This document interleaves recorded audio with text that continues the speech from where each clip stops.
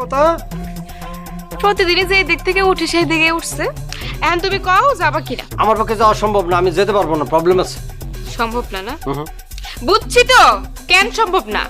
এখন যদি আপনার বাপ মা এসে কইতো আব্বা চল এখানে যাই, তখন তো ঠিকই যাইতেন। তখন যাইতেন কেমনে?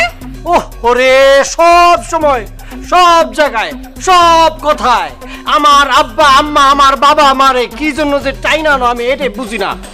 কি করুন তাইলে? হ্যাঁ, এই বুড়াবুড়ি কিছু না হওয়া পর্যন্ত আমার জীবনে শান্তি আসবে না, সেটা আমি বুঝে গেছি।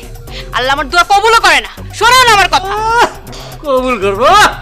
শকুনের দোয়ায় গরু মরে না, আপনার দোয়া জীবনও কবুল হবে না। কচ্ছপের প্রাণ নিয়ে জন্মগ্রহণ করলে আমার দোয়া কবুল হইব কেমনে? আচ্ছা, আমি একটা সিদ্ধান্ত নিছি, আজকে থেকে এই বাড়ির সকল চুলা বন্ধ। চুলা বন্ধ থাকবে মানে? আমার ইচ্ছা। তোমার ইচ্ছায় এ বাড়িতে কিচ্ছু হবে না।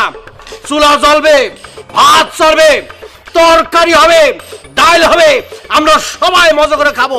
তুমি সায়ে সায়ে দেখবা তোমার খাওন বন্ধ, তুমি খাইতে পারবে না। ও, বিয়ে করে আনছো তাইলে কি না খাওয়াইয়া মারার জন্য? ওরে আল্লাহ রে, যেই দিক দিয়ে কই, যেই ধরনের কথা কই, একটা কথা মাটিতে পড়ে না। প্রত্যেকটা কথার উত্তর দিবই দিব। কি করুম তাইলে? একদিকে তুমি কথা শুনাইবা, আর একদিকে তোমার বাপ মা কথা শুনাইবো, আর আমি কি চুপ করে বসে থাকবো, বোবা হয়ে থাকবো? না বাবা, তখন দরকার নাই। তুমি বকর বকর বকর বকর বকর বকর করতেই থাকো। আল্লাহ, আমি আজকের থেকে বোবা হয়ে গেলাম। আমি শুনছি বোবার মনে কোনো শত্রু নাই। হয়েছে, নাটক কম করো। খালি একটা কথা মনে রেখো, এই মায়া যা কয় তা কিন্তু কইরা সারে।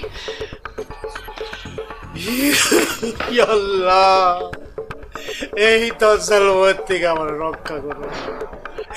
এই রকম দজ্জাল বউ আমি কেমনে সামলাবো? তুমি আমার দিকে একটু তাকাও, আমার রহম করো, আমার প্রতি দয়া করো। এই দজ্জাল বউয়ের থেকে যেন আমি বাঁচতে পারি। একটা কথা মাটির পড়ে না, সবসময় চোখ বড় বড় করে আমার সাথে কথা। বাবার সাথে খারাপ ব্যবহার করে না পারি কইতে, না পারি কইতে।